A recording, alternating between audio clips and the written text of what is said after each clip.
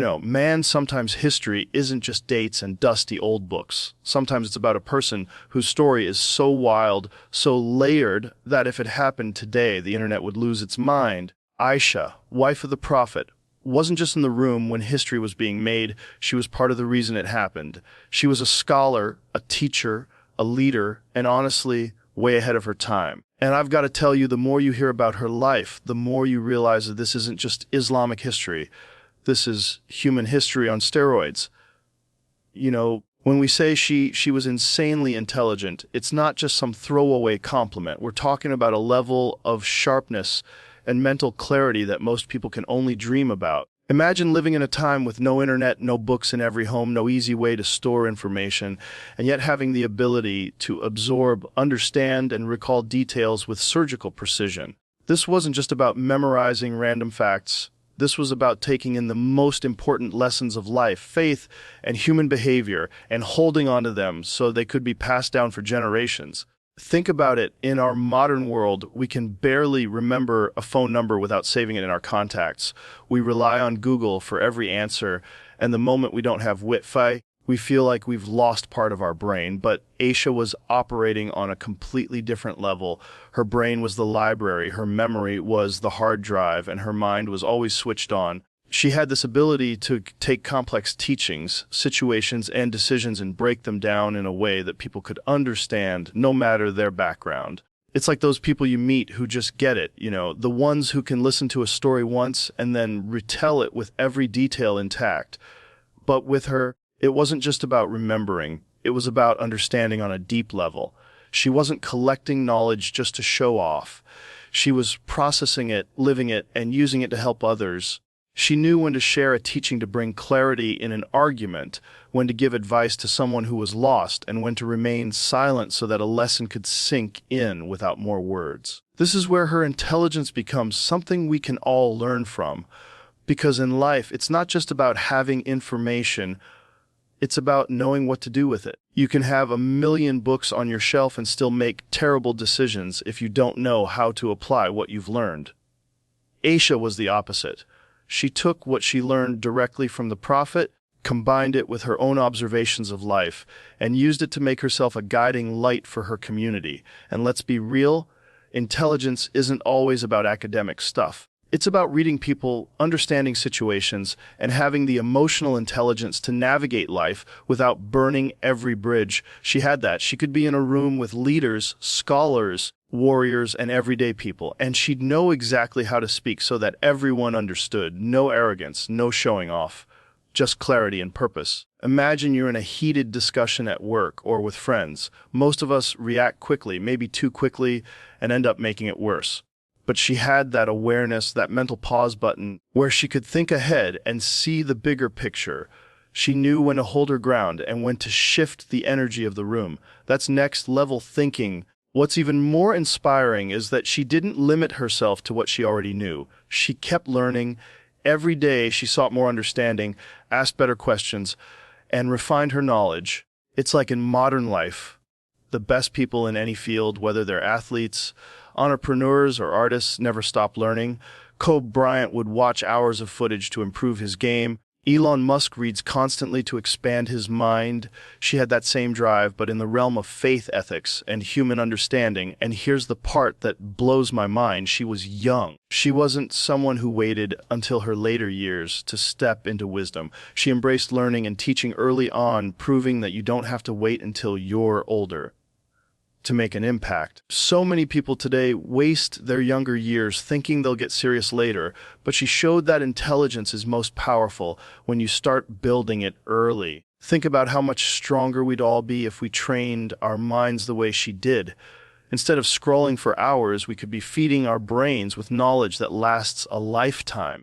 Instead of reacting to every situation with impulse, we could take a breath, think it through, and respond in a way that builds, not destroys. She didn't have the distractions we have, sure, but she also didn't have the tools we take for granted. And still, she mastered her mind in a way that set a standard for centuries.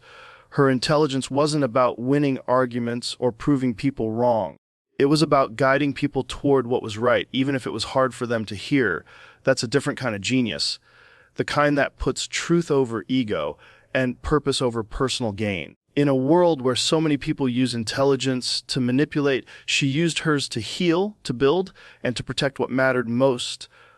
Being called a teacher is already a big deal. It means you have knowledge, you have the patience to share it, and you care enough to see others grow. But being called a teacher to the teachers, that's a whole different level. That means the people who usually guide others, the ones who are seen as the most learned, were coming to her for answers. Imagine that the very people everyone else looked up to her. In daily life, it's like when the CEO of a company calls someone from the team not to give orders, but to ask for advice. It's like world-class athletes seeking tips from a trainer who doesn't even compete anymore, but whose understanding of the game is so deep that even champions humble themselves to listen. That was her. She wasn't just part of the conversation, she was the conversation. Think about the courage and wisdom it takes to guide people who are already respected in their own right. It's not easy. Most people, when faced with someone they see as more experienced, shrink back, hesitate, or play it safe. But she had this calm confidence, this clarity that made even the most respected minds lean in and listen. She wasn't trying to dominate, she wasn't trying to win an argument. She was simply delivering truth with such clarity that it became undeniable. In our world today, we measure influence by followers, likes, and views. But influence at its purest form isn't about numbers, it's about impact. It's about the moment you say something that shifts someone's thinking, maybe even changes their life. She did that regularly, and not with the masses alone, but with the very people responsible for guiding the masses.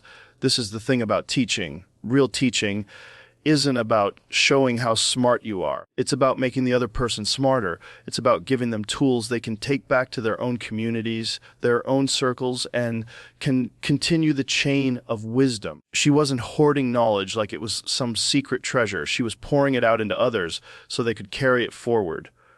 Picture this. A scholar walks into a room, already respected by everyone around them. They've studied for years, they've taught hundreds, maybe thousands of people. But there's a gap, a question they can't quite answer, a situation they can't quite navigate. They find her, they sit down, they ask, and they listen. They don't care that she's younger. They don't care that others might see them asking for help. They care about getting the truth right. That kind of trust is earned, not given. And what does it take to be that person in life? It takes depth. It takes empathy. It takes the ability to see beyond your own perspective and into the needs of the person in front of you. Most of us, when someone asks us for advice, we project our own experiences. But she had the skill to take timeless principles and fit them perfectly into the unique situation of whoever was asking. That's a rare gift, tailoring truth without diluting it. It also means she wasn't threatened by others' knowledge. A lot of people today hide what they know because they're scared someone else might surpass them. But she understood that true leadership isn't about staying at the top alone. It's about bringing others up with you. The stronger they became, the stronger the whole community became.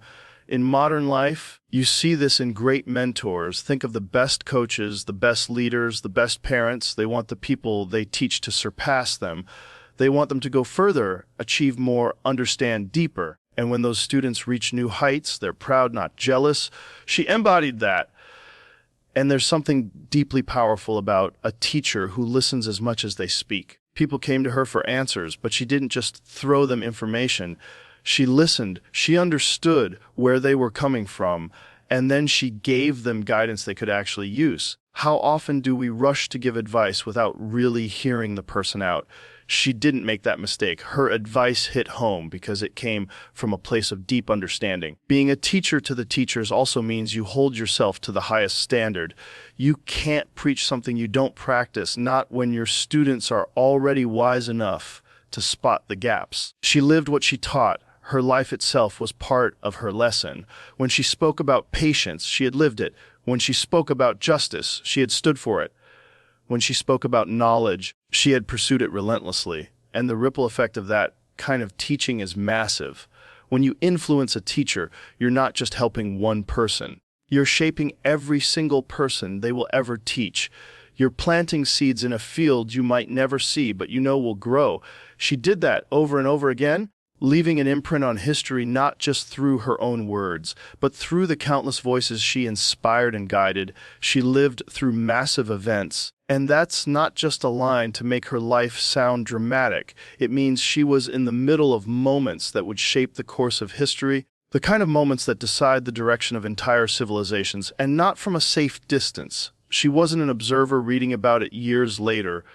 She was right there, feeling the dust in the air, hearing the voices, seeing the tension in people's eyes. She lived in the center of storms that could have broken anyone, yet she remained unshaken. In life today, we all face storms, just on a different scale. Maybe for you, it's losing a job, watching your family struggle, dealing with the betrayal of someone you trusted, or standing up for something you believe in when it's easier to stay silent. Most of us, when the pressure is high, start doubting ourselves. But she had this ability to stay grounded even when everything around her was shifting. It's like being in the middle of an earthquake and somehow keeping your balance while everyone else is falling over. The thing about living through massive events is that they test you in ways normal life never will. They strip you of comfort. They challenge your beliefs. They force you to choose between what's easy and what's right. She had to navigate political shifts, moments of deep loss, times when the unity of her people was tested to the limit. Yet, she didn't just survive, she grew. She took those experiences and turned them into wisdom, the kind that doesn't come from books but from standing in the fire and refusing to be burned. Think about it like this. When a storm hits, most people run for shelter, but she understood that sometimes the only way forward is through. That doesn't mean she didn't feel fear or sadness or uncertainty. It means she didn't let those emotions make her smaller. She learned to move with courage even when the outcome wasn't guaranteed. And that's a lesson for all of us, because in our own lives, we face events that shake us, not on a global scale, but on a personal one. Maybe it's a breakup that leaves you questioning your worth. Maybe it's a health crisis that forces you to reimagine your future. Maybe it's a failure so big it makes you want to disappear, and in those moments you have a choice: shrink into the shadows or face it head on. She chose to face it every time. There's also something to be said about perspective. Living through massive events means you see the big picture in a way others can't. You understand that no single moment, no single hardship defines your entire life. You realize that pain passes, that struggles evolve, and that even the worst days can teach you something you'll need later. She had that perspective, and it made her a source of calm for others. When people around her panicked, she could steady them, not because she had all the answers, but because she had lived through enough to know they could make it through. And here's the powerful part. Those events didn't just shape her, she shaped them. She wasn't a passive participant in history, she influenced it. The way she acted, the way she spoke, the way she carried herself during those moments left a mark on the outcome. In the same way we influence the massive events in our lives, we might not be able to stop them from happening, but how we show up during them changes everything. Imagine being in a place where the community is divided, tensions are high, and trust is thin. Most people would keep their heads down, try not to get caught in the crossfire. But she stepped in with a presence that demanded respect, even from those who disagreed with her. She wasn't afraid to speak truth in times when truth was inconvenient. There's a weight to that kind of life. It means every word you say matters, every decision echoes beyond you. It means you can't afford to be careless with your actions because people are watching, learning, and following your lead. She carried that weight without letting it crush her. So when we talk about her living through massive events, we're talking about a life that was constantly tested and constantly proven. We're talking about moments that could have made her bitter, but instead made her wise. We're talking about someone who didn't just watch history happen. She walked right through it with her head high and her heart steady, leaving footprints that are still being followed today. Her memory was next level, and that's not some casual praise. We're talking about a mind so sharp and disciplined that it could store hundreds upon hundreds of detailed accounts, word for word, moment by moment, without a single slip. And this wasn't about remembering song lyrics or the plot of a movie. This was about preserving wisdom, history, and lessons that would guide generations. She didn't have a notebook, no voice recorder, no phone to capture a conversation. Every single thing had to be stored in the one place she could rely on, her own mind. Think about how hard it is for most of us to remember what we ate for breakfast last week. Now imagine someone recalling entire conversations from years ago with the exact words, the exact context, the exact tone. She could remember not just what was said, but the meaning behind it, the lesson in it, and the right moment to share it again so that it hit with the same power as when it was first spoken. That's not just memory. That's mastery. In today's world, we've trained ourselves to forget. We offload everything to technology, birthdays to our phone calendars, ideas to our notes app, answers to Google. We don't exercise the mind like she did. Her memory was a living, breathing library, and the more she used it, the stronger it became. It's like a muscle. If you work it every day, it grows. If you don't, it weakens. She was proof that the human brain is capable of extraordinary things when it's valued and trained. But here's what makes it even more inspiring. Her memory wasn't about hoarding facts. It was about service. She remembered so she could guide. She remembered so she could protect the truth from being twisted.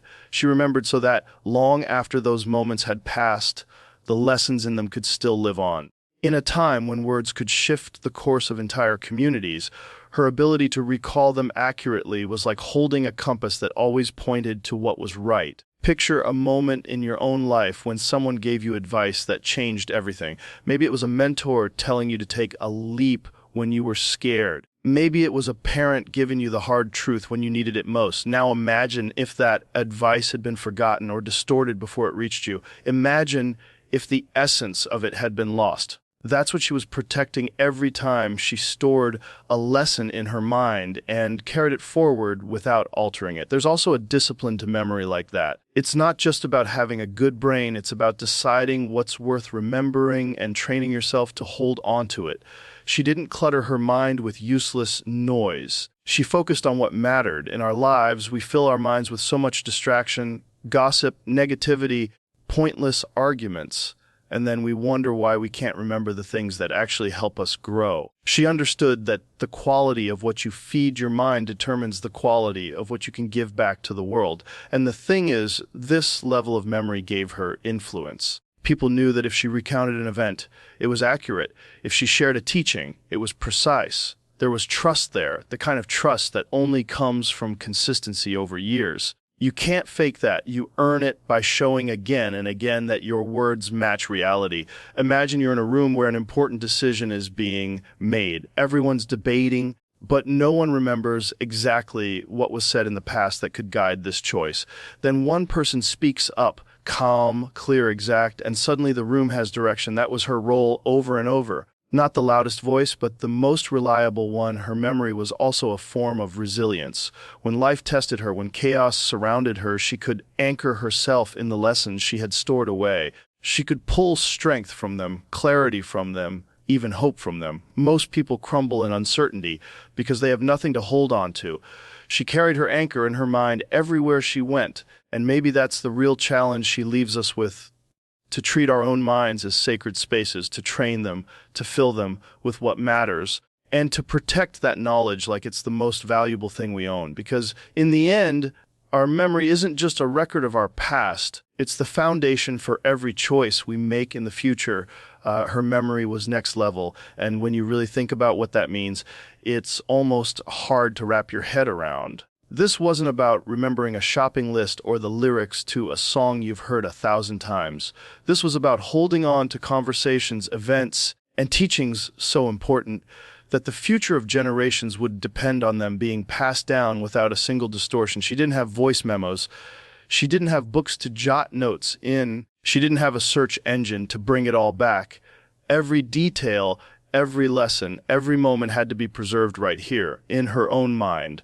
And it wasn't just about memory in the sense of storage. It was about the clarity of recall, the ability to pull out the right words at the right time, exactly as they were said, without losing even the smallest shade of meaning. That kind of skill doesn't happen by accident. It comes from living with a mind that is always switched on, always aware, always tuned into the significance of what's happening around you. Think about your own life. How many times have you heard something powerful, something that made you stop in your tracks, only to find yourself forgetting it within days? Not because it wasn't important, but because You didn't make it part of you. She made every important thing part of her. She absorbed it. She turned it over in her mind. She locked it in a place where time and distraction couldn't touch it.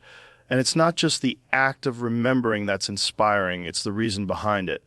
Her memory was a form of responsibility. She understood that if she didn't preserve these moments accurately, they could be lost or twisted. The truth could fade. People could build their lives on something incomplete or misunderstood. So she treated every important word and event like a seed, planting it deep in her memory where it could grow and be shared exactly as it was meant to be. There's a daily life example in this that's impossible to ignore. In our modern world, we're flooded with information, but we don't hold on to much of it because we've trained ourselves to think we can just look it up later. The problem is the things that matter most in life, the lessons you learn through hardship, the advice that saves you from a mistake, the wisdom that shifts your perspective. Those can't just be Googled, they have to live in you. And the way they live in you is the same way they lived in her, by valuing them enough to remember them and revisit them. Her memory also made her a source of trust. Imagine being the person in the room everyone turns to when they need to know exactly what happened or exactly what was said. That's a powerful position, but it's also a position that demands integrity. You can't let your ego rewrite the story. You can't adjust the facts to make yourself look better. You can't water down the truth to make it easier to hear. She had that kind of integrity. When she spoke, people knew they were hearing things as they truly were, not as someone wished them to be. And here's another layer. Her memory wasn't passive. She didn't just sit there like a recorder, capturing everything without thought. She engaged with what she remembered. She connected it to other events, drew lessons from it, understood how it fit into the bigger picture. It's one thing to remember what someone said. It's another to understand why it was said and when it needs to be said again. She had that understanding. In our own lives, we could use more of that. How many times have we faced a challenge and thought, I've been here before, but still made the same mistake because we didn't learn from it the first time? She didn't let her past experiences just sit in the corner of her mind collecting dust. She brought them forward when they could help, and because she remembered so vividly, those lessons stayed sharp, real, and alive. This is why her memory was more than just a personal gift. It was a service to everyone around her and to the generations that came after her. It was her way of carrying the truth through time, unbroken, so that it could light the path for others just as it had for her. And when you think about it like that, you realize memory isn't just something you have. It's something you build, something you protect, something you choose to honor every single day by what you give space to in your mind. She stood up for what she believed in. And that's something far too many people talk about, but very few actually do when the moment comes. It's easy to agree with the truth when it's popular, when everyone else is nodding along. It's easy to post a quote online and call it courage, but the real test comes when you're standing in a room where everyone disagrees with you, where the silence feels heavy, and you know that opening your mouth might cost you friends' respect or even safety.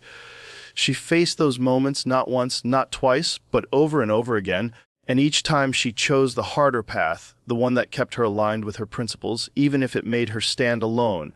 Most people avoid conflict at all costs, not because they believe the other side is right, but because they fear the weight of being isolated.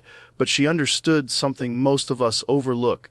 The moment you compromise on the truth for comfort, you've already lost a piece of yourself. She wasn't willing to give that up. She knew that beliefs aren't worth much if they only survive when life is easy. They have to be able to stand when the ground under you is shaking, when the voices around you are trying to drown you out, when staying quiet would be the safe thing to do. And the truth is, courage in moments like that doesn't come from wanting to be seen as brave. It comes from knowing deep in your bones that some things are too important to be left unsaid. She didn't speak because she loved the sound of her own voice. She spoke because she couldn't bear the thought of letting falsehood replace truth or injustice go unchallenged. And here's the thing, when you stand for something in the face of resistance, people will talk. Some will admire you in silence. Some will question you openly. And some will resent you simply because your courage reminds them of their own silence. But she accepted that as the price of integrity in daily life. This looks like refusing to laugh at a cruel joke when everyone else is doing it. It's telling your boss a project's direction is flawed, even when you know it could put you on the wrong side of office politics. It's stepping in when you see someone being treated unfairly, even though you could easily walk away and say it's not your problem. These are small moments compared to the scale of what she faced. But the principle is the same. Courage isn't convenient, and the moment you start waiting for the perfect, risk-free time to show it, you'll never act. She understood that standing up for what you believe in also means accepting that not everyone will understand your choices. You can explain your reasoning 100 different ways, but there will always be people who choose to twist your motives, who call you stubborn instead of principled, who label your conviction as arrogance because it makes them uncomfortable. But she didn't let the noise define her. She let her actions speak for themselves, trusting that the truth has a way of revealing itself over time. And that's another thing. Standing up for your beliefs isn't always loud. Sometimes it's quiet, steady, and unshakable. It's in the way you refuse to cut corners when no one is watching, in the way you keep your word even when keeping it costs you something, in the way you live your values so consistently that people know where you stand without you having to say a word. She lived like that. And because of it, even those who disagreed with her knew they could rely on her honesty. We often think of courage as this sudden burst of strength in a dramatic moment. But the truth is, the real kind of courage she carried was built in the small, everyday choices. It's like training a muscle. You build it every time you choose truth over comfort. Every time you walk into a situation knowing it could go badly for you, but refusing to abandon what you know is right. So when the big moments came, she didn't have to fake bravery. She had been living it all along. There's a cost to this kind of life, and she paid it willingly. She knew that choosing truth over approval would sometimes mean walking through seasons of loneliness. She knew that people might misjudge her intentions or even turn against her. But she also knew that the peace you feel when you stay true to your values is worth more than the fleeting approval of the crowd. And maybe that's the real test for all of us, to ask ourselves whether we'd rather be comfortable in the moment or at peace with ourselves for a lifetime. She shaped how history was told, and that is not something small. It's one thing to live through events, to witness moments that the world will remember, but it's another thing entirely to be the one who decides how those moments are remembered, what details are preserved, and what lessons are carried forward. She understood that history is not just a collection of facts and dates. It's a living narrative, one that can inspire people to rise or mislead them into forgetting who they are. Most people think history just happens and gets recorded as it is, but the truth is history is shaped by the voices that tell it. Two people can live through the same moment and give two entirely different accounts. What she did was hold on to the truth so tightly that no matter how much time passed, no matter how many voices tried to twist the story, the essence of it would remain pure. She became a guardian of memory, not just for herself, not just for her people, but for everyone who would come after her. In daily life, we see how stories change when they pass from person to person. Think about the last time you heard a rumor. How much of it was truth and how much of it was reshaped by opinions, bias, or misunderstanding? Now imagine that instead of a rumor, it's the foundational history of an entire community. One careless change, one detail left out, and suddenly future generations are living with a version of events that isn't quite right. She refused to let that happen. She carried the weight of telling things as they were, knowing that accuracy wasn't just about pride. It was about protecting the soul of her people's story.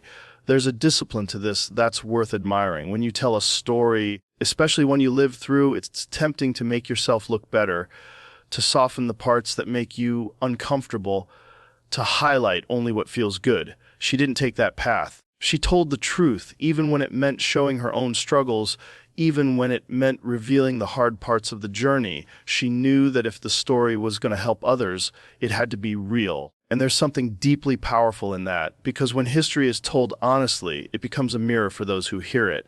It allows them to see not just the victories, but the mistakes.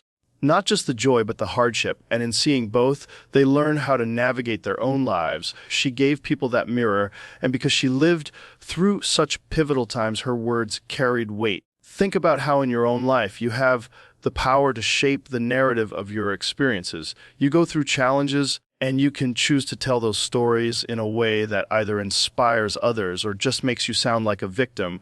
You can leave out the parts where you failed and pretend it was easy, or you can be honest about the obstacles in the fight it took to overcome them. She always chose honesty because she understood that people learn more from a story told with truth than one told with perfection. And it's not just about recording events, it's about choosing what matters most. Every storyteller makes choices, what to include, what to leave out, what to emphasize. She had the wisdom to know which details carried lessons worth remembering. She wasn't just a witness to history, she was a filter that separated what was temporary from what was timeless. Imagine being able to sit in front of someone who had lived through the most significant events of an era and hear them recount it, not from a distance, but as someone who was in the heart of it all. That's the kind of experience she offered to those who came to her. And because she was there, because she had seen, heard, and felt it all, her words carried a depth you can't find in secondhand accounts. She also knew that the way a story is told affects how it's received. She didn't just deliver facts like a dry list. She spoke in a way that allowed people to feel the weight of the moment, to step into it, to understand why it mattered. She turned history into something alive, something you could almost touch, something that made you want to live with the same clarity and purpose. And perhaps that's the greatest gift she left, not just the preservation of events, but the preservation of meaning. Because without meaning, history is just noise. With meaning, it becomes a guide. And through her voice, her memory, and her unwavering commitment to the truth, she ensured that the guide would always be there for those willing to follow it.